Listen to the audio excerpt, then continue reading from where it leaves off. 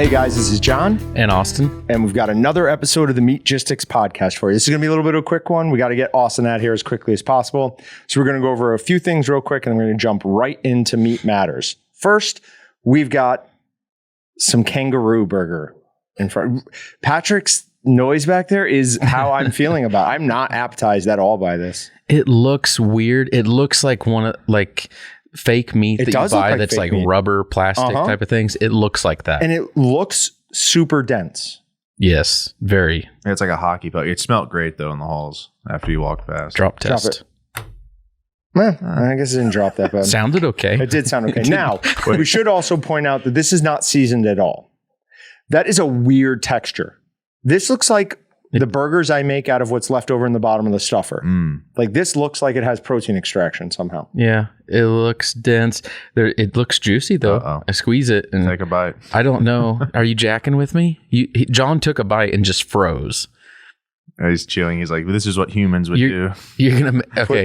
Eat it. You're gonna make me think about throwing up before I even get there. It's not gonna make. I'm thinking beaver tail all over again. No, nothing like that. You might like it. You will not like it. I will get no. Take a full bite. Take half of that. At least get the full experience and then spit it out. Well, it's not that bad. It's not good. Oh. No. It's a heavy meat. That is like poorly handled venison. Yeah, I'm gonna spit this out. Yep. It tastes like organ meat, kind of. There you go. That's a good one. Why people hate venison is because of this. This has not been well handled. Mm-hmm.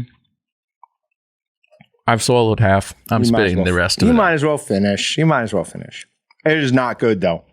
So do not recommend Kangaroo. I didn't want to do a whole Willet barbecue on this. I'm glad we didn't. Oh, here, you want to read what you guys could have got from eating that? Oh, let's talk about it. If a kangaroo is ill, the dark coloring of the meat hides any visual clues of infection. Toxoplasmosis and salmonellosis are two infections with public health significance related to the handling, processing, and consumption of kangaroo meat. All right, go with the third one. The one I know you want to talk about. No, it says if you get toxoplasmosis can cause serious illness, brain damage, and death. So please continue. Well, hold on. Toxoplasmosis is what people get from handling cat feces. And it's what makes rats unafraid of cats. Have you not heard of this? Oh, this sounds fascinating. Rats get it, and they then become sexually attracted to cats instead of afraid of them. So have you ever seen a cat? They all, like in New York where they talk about the rats so tough they attack the cats. That's weird. I don't know why I always do that annoying voice when I talk about New York. It's actually the cats or the rats have that toxoplasmosis in it. No, talk about the thing that you read over there. What did we read over there? What else could it carry? Once I read those two, that say this. Oh, that one was odd. That made zero sense to me. It sounded it can carry foot and mouth disease. Oh no. I cooked it up to 165. So does that? Yeah. I read up on it. I know. We know. He's talked to us about it too. Okay. We know somebody who had it, and it sounds like an absolute terrible thing. He not only had it, but you talked about walking being painful. Yeah, dude. He got it from his brother and his brother's wife and their kids, and me and my wife are really good friends with them, and so we got the whole story. Yeah, and there's a lot that goes on there. Is not. Wait, did you get it from the brother or from the other one? From the one who works here? Oh, I didn't get it. No. I'm talking about the story. I'm talking about the story. Get it? I thought you thought I got it. No. Just to be clear, did you get the story from the brother or the one? Both. Oh, I've got it from both. Did both of them have the walking problem or just the one? Yeah, I think. Yeah. Oh my god, it's so we can't tell the story, but it is brutal. Yeah, I mean, yeah, painful when you walk. That's all you need. That's all you need to know. We just can't. Yeah, I can't talk about it any more than that. But it's just, it's not a fun disease. It is not. It sounds terrible. They deal with a lot of bad stuff in Australia. I didn't know it. To be honest, when I heard my friend and his family had got it, I didn't know it was a thing anymore. I thought it had gone away like polio. Like you don't hear about people getting that anymore. Yeah. So yes, but don't worry, this has been cooked properly. But I do think if you had the chance to get a fresh kangaroo, probably tastes a lot different. Like this has obviously been overly handled, frozen for too long. We were trying to figure out if there's a kangaroo farm in the US or if it's shipped from, I was going to say Africa, Australia. I don't know. I mean, I bet there's a kangaroo farm here somewhere, but have you ever seen the video not many. of so kangaroos apparently kill dogs all the time. Have you ever seen the video of the kangaroo who's killing that guy's dog and he goes up and socks it in the face? Yeah. It's an awesome video. Now, on a similar note, because we're going to go quickly into meat matters real quick. The Walton's meat shredders, high temperature gloves, and grilling and smoking mats have arrived. They're now in stock and ready to ship out. I haven't seen the gloves yet. That is amazing. I didn't know we have a picture of it on the website. I pretend. I just never paid attention. You're not on the site every day? You're not looking at what are you doing? Barbecue accessories? Those are awesome. So for anybody that uses meat claws, some people call them man claws, bear claws, meat shredders, whatever you call them. There's different brands out there. These are super heavy duty. And to be honest, when I looked at what we had the price on them, I kind of did a double take. I'm like, is that right? They're not expensive. Because they're not expensive at all. These, we may have to, we've talked about putting some things on Amazon and we've always shied away from it, but this would be something that would work great on it because we're actually going to beat the pants off of people on Amazon that are selling these on the price. Also, the trailer for Deadpool 3 just came out and Hugh Jackman is coming back as Wolverine. Really? And this makes me feel very much like Wolverine. So you could probably kill somebody with these. All right.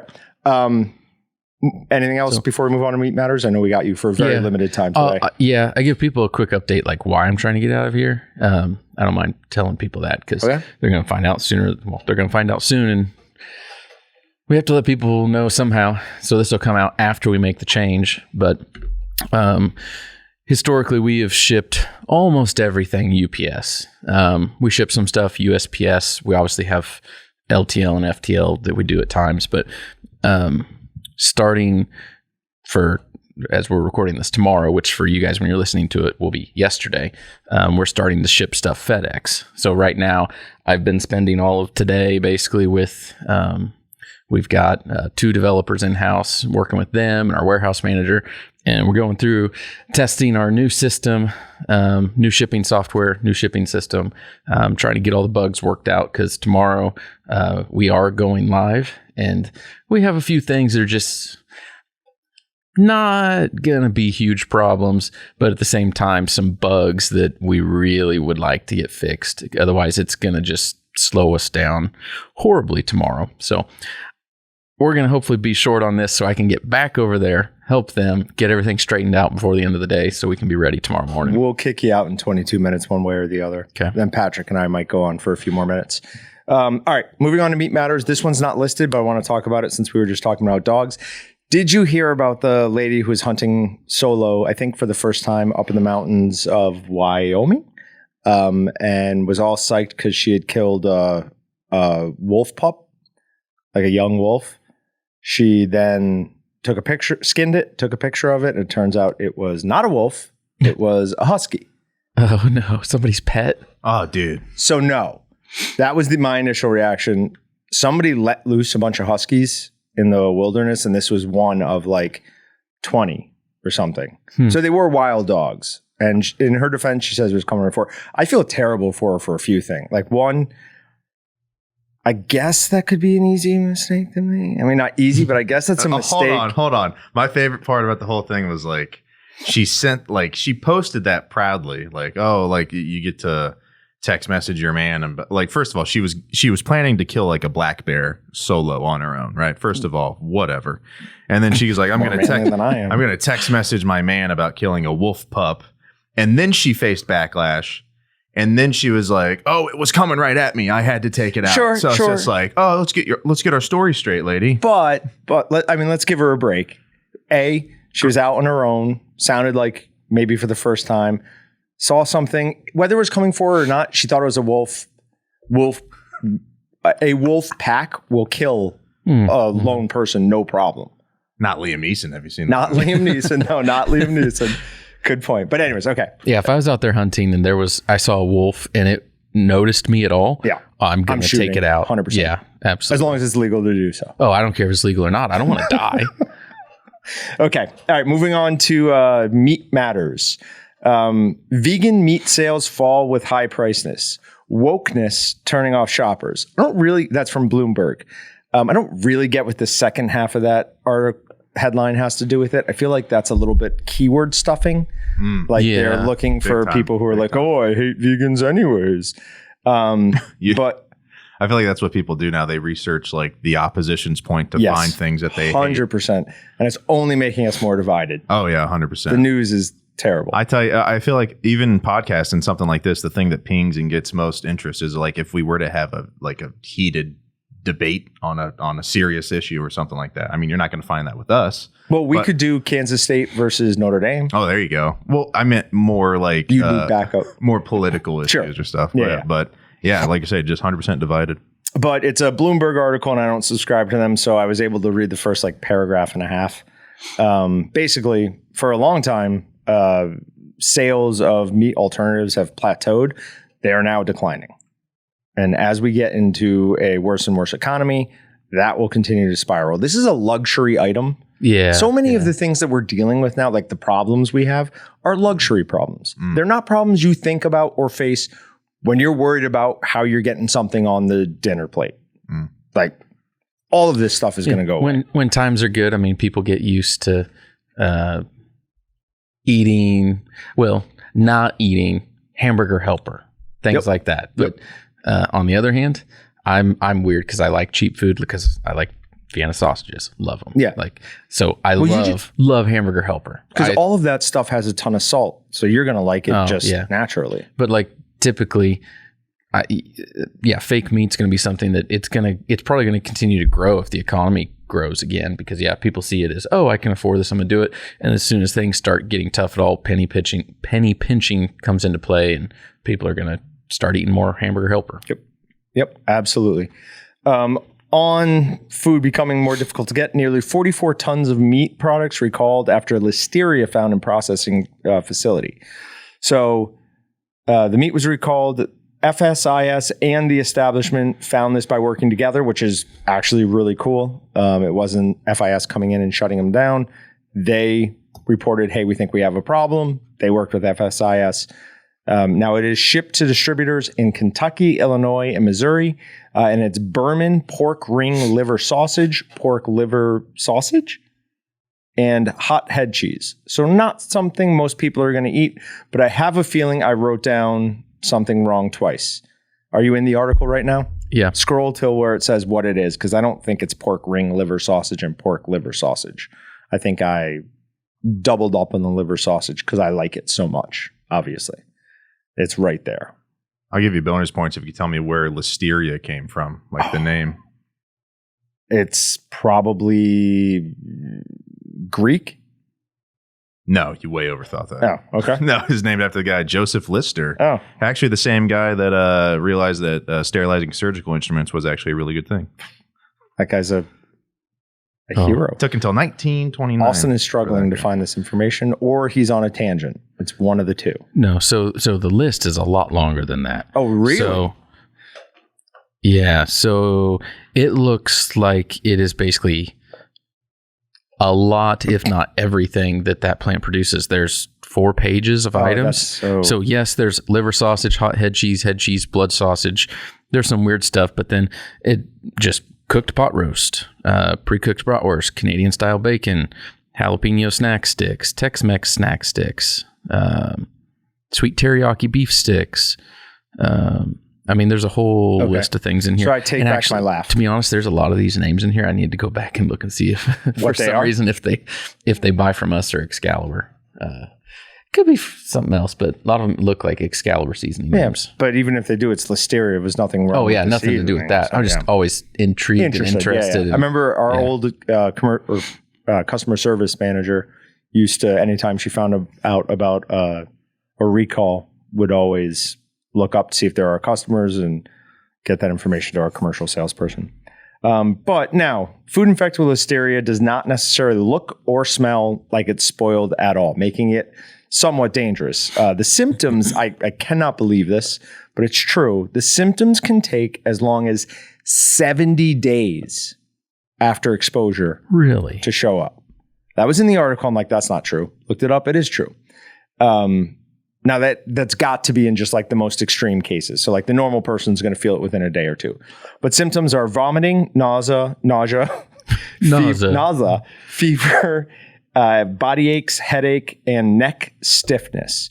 Now, this isn't, listeria is not good by any stretch of the imagination, but it's not like it's infected with E. coli. I remember in my class up at Iowa State, they said as few as 10 cells of E. coli, if you get that in your body, you could end up in the hospital.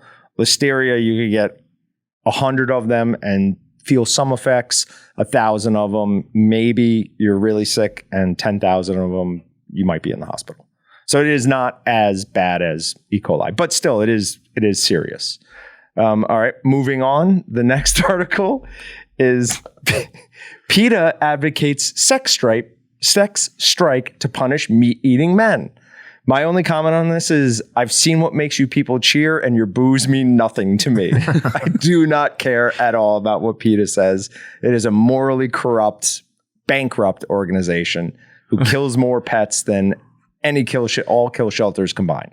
So they can take a long walk on a short pier for all I care. Quote unquote, men's eating habits result in 41% more greenhouse gases than women's. God, I hate them. I wonder. Hate's a strong word, but I hate when there's stuff like that. How much of that is like legitimate? What do you mean? I know. I could maybe see it, but at the same time, sounds like someone just. Are you talking about the meat habit or the eating habits creating more greenhouse gas? Oh, yeah, I could probably see that. Yeah, I could probably see that. We eat more red meat per person for sure. Men eat more food in general. Yeah. In general, except for these people, they probably eat more food than the three of us combined. That's a direct dig at their looks. But no, I know people from New York who were like PETA activists and who would think that this is just amazing. We're going to go on strike. It's like, that affects nobody. Nobody cares. Yeah. I don't know if this would be the right thing to do or not, but PETA offers a vegan starter kit. What if we requested one? 100%. I'm on it. I'm on it. We are getting our vegan starter kit. That could be interesting. Yes. Do not put Walton's. I'll put my wife's name on her. Do we know anyone with a P.O. box? So they don't have anyone's address. No. They can have my address. I don't care. Everybody else just ships stuff. I dare them to come get me. Vegan starter kit. Okay, I'm on it. It will be ordered later. I'm kind of excited to see what's in this. It's going to be awesome. Going to be awesome. All right. So this, I'm not going to get too into it. There was a study that came out. It's the characterization and cellular uptake of peptids derived from in vitro digestion of meat analogs produced by a sustainable extrusion process. It's from the Journal of Agricultural and Food Chemistry. Basically, it is, if anyone wants to read this, it is so mind-numbing. This is what I was talking about, Patrick, earlier when I said, do you think they make them confusing on purpose? Mm-hmm. So you just have to go with what they say. Even trying to go with what they say was difficult. But my brain hurts from reading that. Main takeaway is there's a graph on it that shows a significant difference, statistically significant difference in the available amino acid composition after they've put it through this chemical process that's very similar to like digestion. So that is what was really inaccessible about it, trying to understand what they were doing to the meats to make it look like it has been digested or make it act like it's been digested. But in general, they found that your body is able to deal with and amino acids are much more present in actual meat as opposed to fake meat. They call it meat analog, which I think is actually a better name for it. Meat analog. Instead of fake meat, that's what I'm going to start calling it. Do you have anything to say for him? If it helps you any, I was bored and zoned out while you were just talking about it because I started like looking at what was even on here. And then I was listening to you and I'm like, yep, no. Mm-mm. It is terrible. Absolutely terrible to try to read that. And that's a study that proves what we want. That's a study that proves what we want. So I was more interested, but I was just like, this sucks.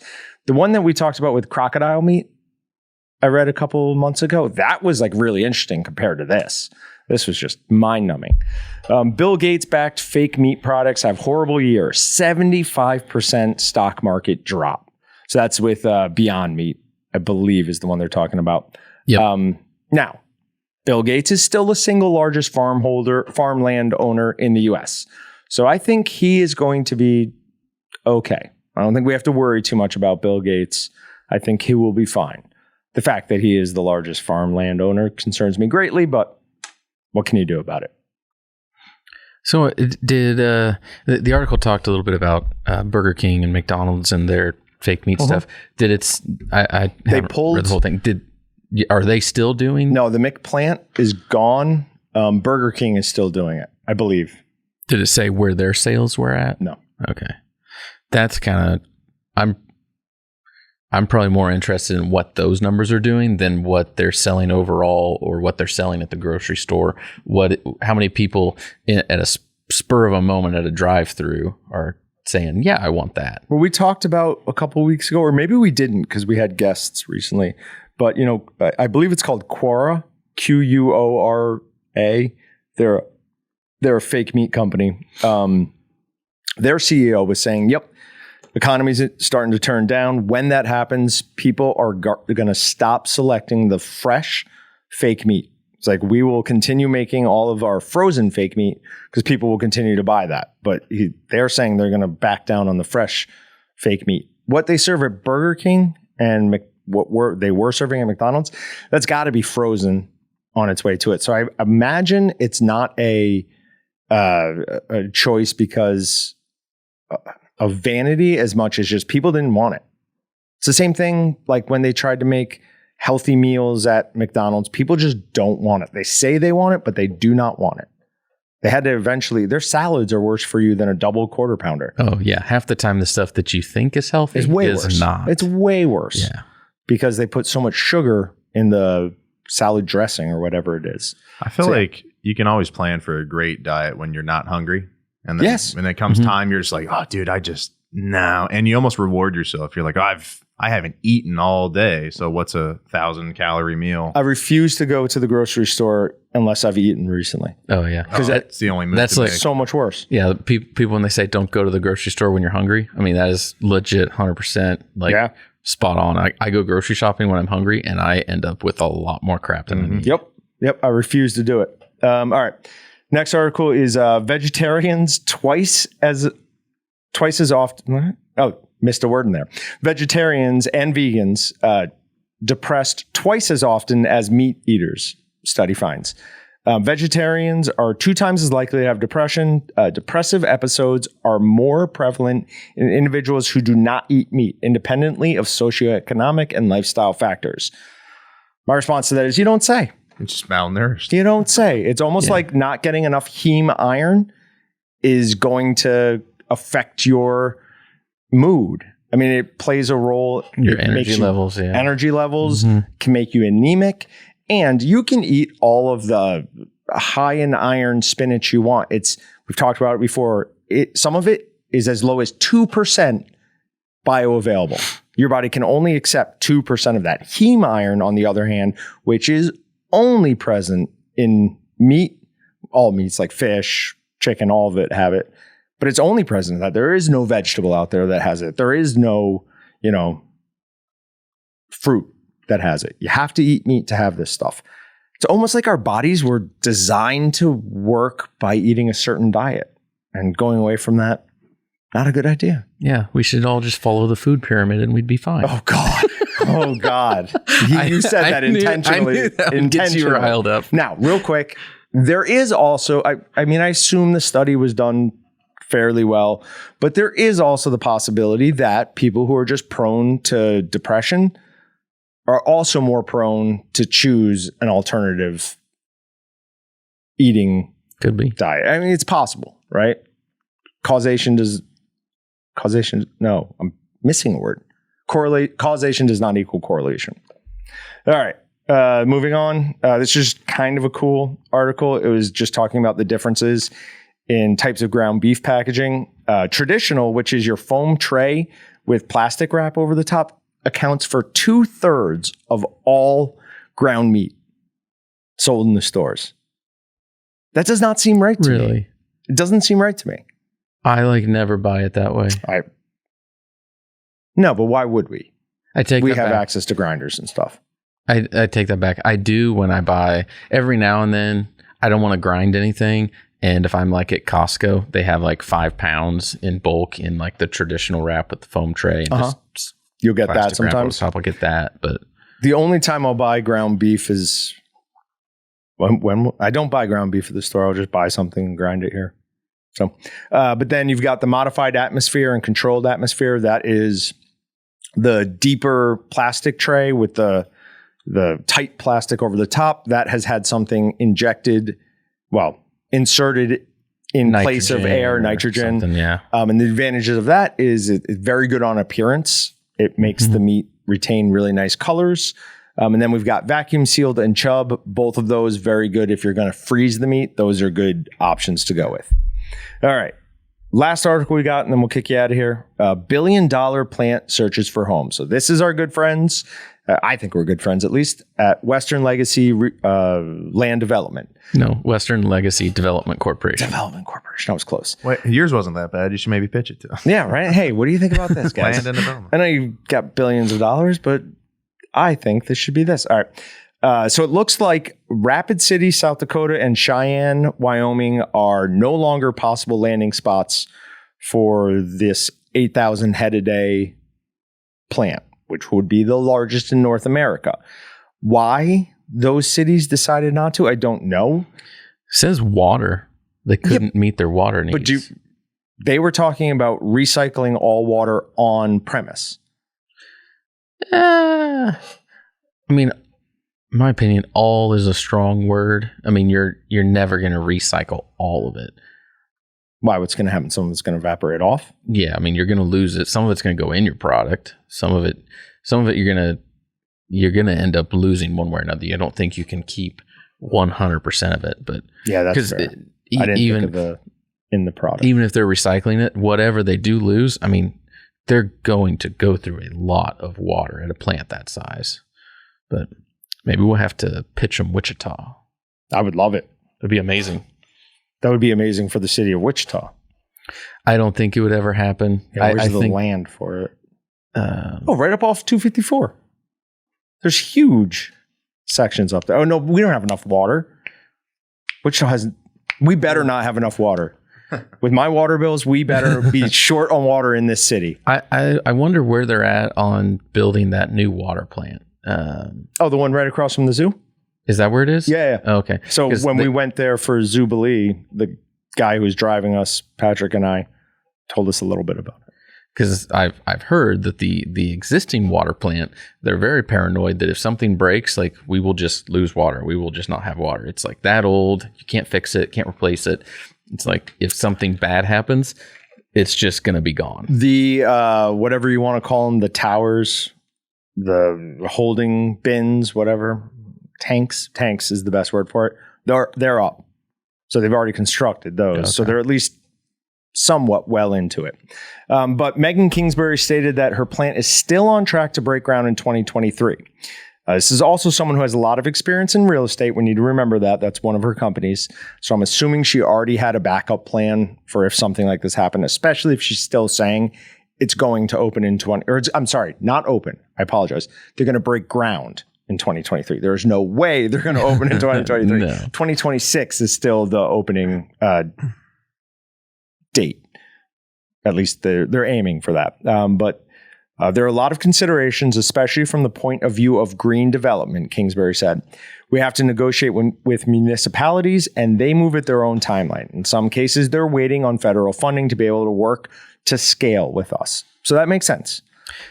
Yeah. I I was actually thinking about this earlier today because a new round of federal grants got issued. I saw that again. I forget what the number was, how many hundred of them got $200,000. Was talking about it with Dylan earlier today. I wonder if they're not going to fit into that small to mid-size deal, but because they're going to be so big. Yeah. But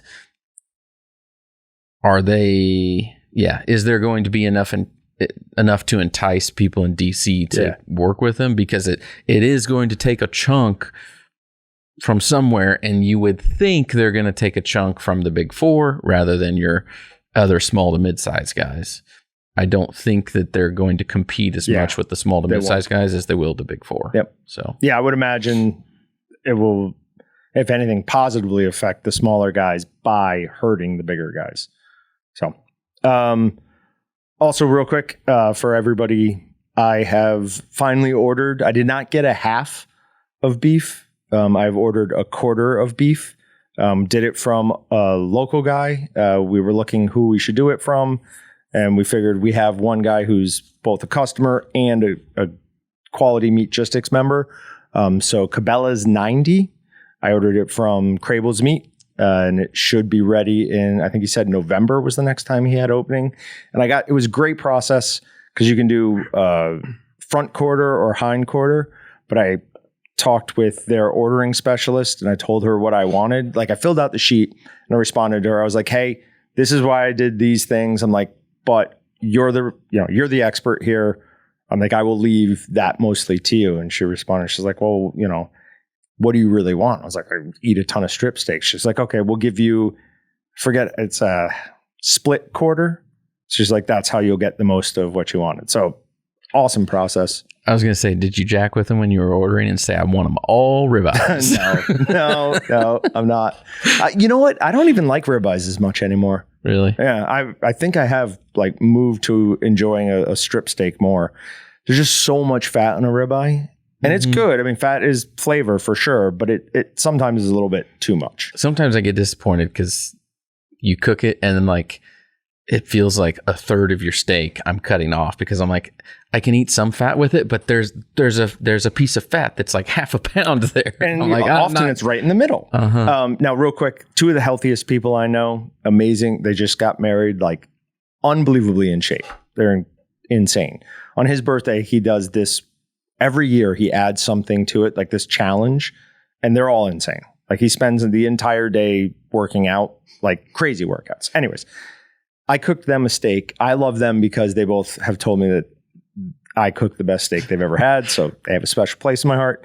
But my requirement is I'll cook you the steak, whatever, just my dogs get any scraps, anything that you're not going to eat. They ate every bit, including all of the fat, all of the everything. They're like, yeah, no, nobody was getting any of that. So that's awesome. All right, you want to get out of here? Yeah, I think that's all I got. Yeah, didn't you hear the giant dong when John was ready to done? Real quick, do you know about this? Oh, no, kind of. I still haven't actually looked or messed with one. I saw it the other day. Justin was in here and he stuck it on the fridge and I'm like, what? Yeah. So this is the Louisiana Grill cutting board. It's a magnetic board. It's designed to go right on your side shelf of your smoker and stick right there. It does stick to our fridge, but even better, let's just get these out of here. I'm never not even good enough to take home to the dogs. Well, they can eat it out of the sink too.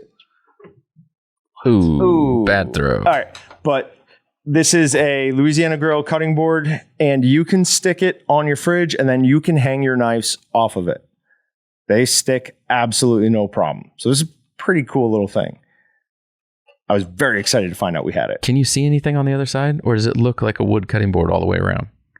That's cool. So it's they probably took two pieces, put a magnet in the middle and mashed it in the middle. Now, one thing to be aware of is the magnet does not run the whole way. So if you put your knife there, it's not going to stick. So it's at the side, the middle, and the side. Oh. So just something to be aware of. But we didn't even know that. I mean, we knew we had them, but we didn't know that it would stick like that for a while. I was playing with it in the showroom. I think they just insert something down through there. So it looks like. It still does look like it's two pieces, though. Yeah. Right here. Oh, we've also figured out what our next Meatgistics reward thing is. So, yeah, we're going to get those. There's some, we'll talk offline, but it's a different material, makes it significantly more pricey, but it is like the highest we're at least planning on going with. That'd be cool. So, okay. All right, get out of here. Cool. Thanks, guys. Yep. Patrick and I are going to talk about just a couple of quick things. All right. Patrick, there is an economic theory out there called, let me do this first. We've got, every week we've been trying to talk about a new plant that's recently opened that's a customer of ours. We've got Hennessy Processing Plant. Business is owned by Susan and Mark Henry and Travis Davis. It's called Hennessy? Hennessy. Yep. So it's in Hennessy, Oklahoma. Oh, I was like, I think they're going to get a trademark coming after them pretty soon. The last of the concrete was poured to complete the roof on the new Hennessy processing plant on September 14th of last year. The 4,200 square foot building is constructed using the ICF system. Stands for insulated concrete forms. It consists of 2 layers of heavy styrofoam with about 6 inches of space in between where concrete is poured. This makes it very structurally sound building that's heavily insulated with a storm shelter hardening. Now, not this time. We just did our commercial open house this past weekend. So not this one, not the one before that. So 4 years ago, or however many years ago it was. I think it was in 2017. We had somebody coming in, and I'm pretty sure it was Larry Goring. And we've had Larry on the podcast. Larry specializes in meat plant design. And he was talking about this very thing. So it's cool to see people out there doing it. It's basically prefabbed blocks that you go around and stick wherever you want. You make your walls, and then you pour concrete in between. Those prefab blocks stay and act as the insulation. So you've got the structural support, the cement in between, and big, huge, thick amount of insulation on the outside. So it will definitely help keeping any locker cold. And as we know, heat, definitely not something we want to deal with. They offer slaughter, custom cuts, fresh, side, or cured bacon, hamburger, tenderizing, sausage, and everything will either be wrapped by an expert or vac sealed, however you want it. So Hennessy Processing Plant. If you're down in Oklahoma, anywhere near that, check them out. And they're not going to give you any Hennessy. So, well, have you been? No. So we don't know. We That's can't fair. Speak to it. That is fair. Before we get to this last thing, one other thing. I am going October 10th, 11th, and 12th. I'm flying up to Minneapolis to hang out with our good friend Travis Frank of the Flush podcast. He has promised to get me at least a chance at some trophy style muskies. It's one of the things I really miss about the Northeast was the ability to go out to my local, river and go after really big muskies, tiger muskies, pikes. We just don't have that down here. And I'm also going to do a little bit of business while we're up there. So kill 2 birds with 1 stone. I thought you were going fishing. We are. That's what a muskie is. You just said you're killing birds. God, fair point. I didn't know. Fair point. I was like, how's he not seen this one? Is this my first time flying since COVID? Probably, yeah. I'm not wearing a mask. Well, do I have to wear a mask? Is that over? That better be over. You're asking the guy that, like, as soon as I saw one guy not wearing his, I was like, oh, well, this is stupid. And I just threw it off. Ride down with the bags rather than wear a mask. Oh, on the plane. Wow. Yeah, that's what I mean. Great question. Clearly, they're not going to ask me to wear a mask when I land. That's what I was like. Oh, the state, they just go, oh, well, what are you doing? Better put on a mask. For some reason. And you said you're going where exactly? Minneapolis.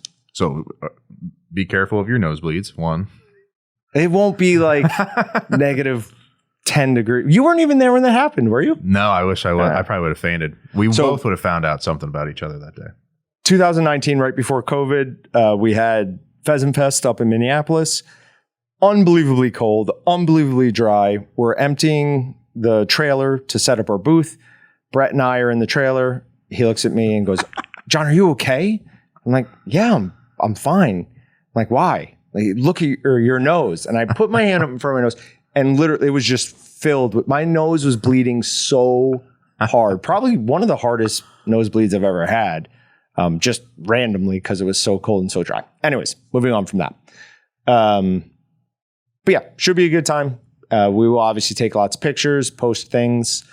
And I did get a wonderful email from Travis thanking us for the Chief Upland vest that we got him. Those things are freaking awesome. And I can't believe I haven't had a chance to get out at least dove hunting with it yet, but I haven't. What particular body of water are you guys going to be hanging out? He's got, what is the name? I'm not going to remember the name of it. He's got like a home base lake, basically, which is where he does all it's, because Travis not only does the Flush podcast, all that other stuff, but he is also a fishing guide, and fairly expensive one. So I'm getting this for nothing. The plan right now is, we advertise with them. So Walton's is basically paying for it. Plan is to fly in, go fishing that night, do a little bit of business, have dinner, wake up the next morning, go fishing, pause in the middle of the day when the fishing won't be so good, do some more business, go back fishing. So I'll get 3 fishing rounds in just 2 days. Then I fly back 6:30 the next morning. I was going to ask you, what do you think you could be like? What are you so confident and good in, and something that's a niche that you would be a good guide for? And I was like, oh, he makes sausage for people all the time. That'd be it. That'd be the only thing, right? I'm trying to not pigeonhole you to that, but that is an extreme. Like, what are you good enough to be a guide at? Yeah. If anything, I don't think some people could nothing hunting related, nothing fishing related. And then, I fish a lot, but I'm not particularly And then guide, that's a big word. Information on one side, and then like picking up the device and actually casting and catching a fish with it and everything. So it's like, but so when we first started talking about musky fishing, he was like, let me look at the phases of the moon and I'll come up with some good. Yeah. I was just like, do you think he was kidding, or my God? No, I knew he was, because I've heard that in the past, but he said for musky, it's like particularly important. It's almost, it's like talking about like how wet the grass is in golf or something. Right. Yeah. Right. Like hearing Phil Mickelson rattle off 8 to 12 different variables that I've never even heard other professionals talk about candidly. So, like the dew point. Yeah, something. Like, your ball's going to travel differently. Well, the ball's going to do this, time of day, the sun. And I'm like, dude, not that it's not interesting, but just not yet for me, you know? I'm still trying to wrap my head around like team sports and stuff like that. So, all right. So there is something called the dollar milkshake theory. It's by this guy, Brett Johnson. And I'm touch on this really.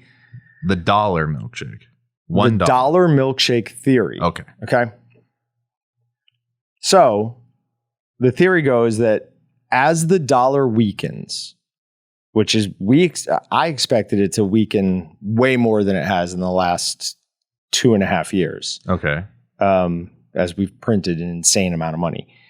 But as the dollar weakens, all other currencies around the world are just weakening faster. So they collapse. Yeah. Then the dollar collapses. And we have no. So we start their collapse, currency. And then their collapse finishes. So the collapse just happens like gradually. Yeah. There's a whole. Do you know what a petrodollar is? I've actually think I might have heard you ask me that question, but if you could please. So oil worldwide is traded in the dollar. Mm-hmm.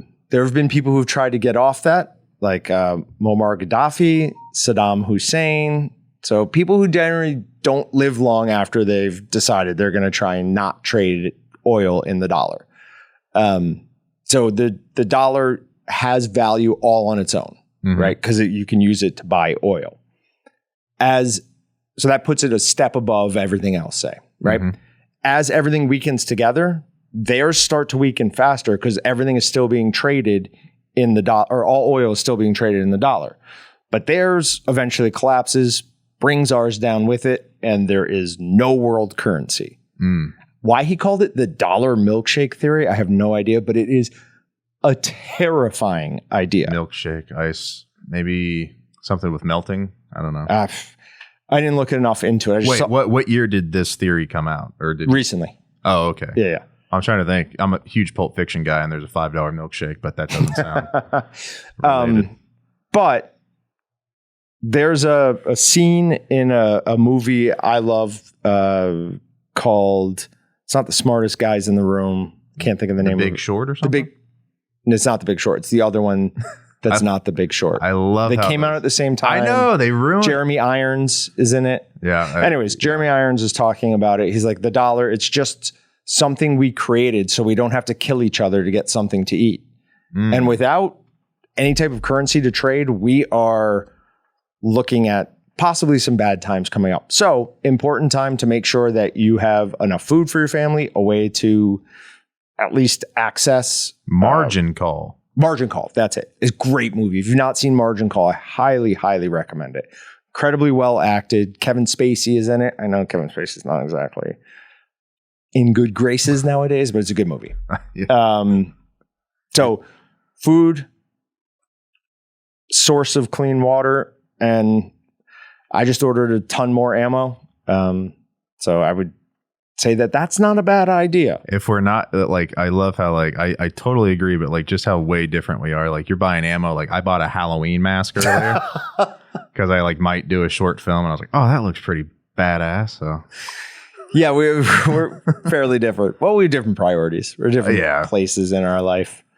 Yeah, yours is panic and buy ammo, and mine is like, oh, who needs food? What are you talking about? I wouldn't call it panic. I'd call it preparedness. Preparedness you're prepared every week for 114 episodes now. So in the long term, guys, if you're not paying attention, something's going down. I don't see anything like truly terrible happening, but to look out there and not be prepared for something like that's. I sleep better because I know I have a plan. I know I have stocks of what I actually need. So whatever. All right. Yeah, but those guys in the movies don't make it past like the third or fourth episode because they think they got it all figured out. Oh, I'm making it. I'm making it. Real quick, I will leave this up to you, Patrick. Yeah. Do you want to talk about rescuing a dog? Oh, man. Yeah, because we need kind of like an extra few minutes on this one, I think. Well, I mean, we could end it. There's nothing saying we have to hit an hour. I think it's fun enough to bring up. And then I also hate podcasts where people tease something and then they don't even talk about it. So do you want to set it up or do you want me to set it up? Yeah, I'll set it up because it was, we were walking back in. I sometimes just search for things to like have a harsh opinion on sometimes. Yeah. But it usually doesn't start with that. So like I walked by one of our colleagues' desk and she happened to have what I thought a new photo in like a little thing. And I was like, oh, either that's new or I haven't paid attention at all in the last few months. John goes, oh no, that's new. It's happened to be a picture of a dog. And he goes, oh, it's actually a rescue. And I just, I'm thinking to myself, I go, is it? What's that even really mean? So I have to like, I go, yeah.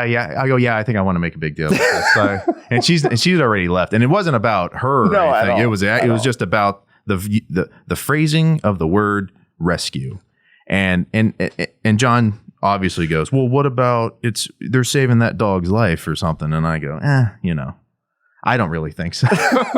Like it was on a list, it was there, but so I said, what about I happen to know where she got her dog from, and they are a no-kill shelter. So, I mean, that takes a level away from it, right? Sure. So maybe that isn't actually a rescue. It's still intense. But then what about, a kill shelter? Yeah. Patrick's response to that was to ask me, he said, the people who went up the stairs in 9/11 to get people down, they what? And I said, first, they're heroes. He goes, yeah, okay, but what did they do? I'm like, all right, they rescued people. And Patrick then says, well, all I got to say is thank God for Rachel and those guys. It was the funniest thing. God. Like, and again, this is nothing against her. She did a great thing. Obviously, we would prefer people adopt dogs. Oh, 100%. Yeah, I'm a big Bob Barker guy myself. So just get them spayed and neutered before we even have to get to that step. So then I said that. I'm like, okay, are you okay if we were to call it adopting dogs? No, you can't say adopting dogs. Because that belittles people that have been actually adopted. So there's just nothing. It's just I got a dog from a shelter. I got a dog, yeah. I got a dog from a shelter. Got a dog. And even that's a big word. No more rescue. It's just getting. Yeah, rescuing's tough. Like if you like picked up a dog on the side of the highway that was being chased by other dogs with guns, or by other dogs with guns. Well, I need immediate damage. You know what I mean? Not like a prolonged death, like an instant rescue, and not nursing back to health, because that's a whole separate word, nursing, right? And we can have that conversation on a different day. But to rescue an actual dog, once again, I just think it's an intense verb.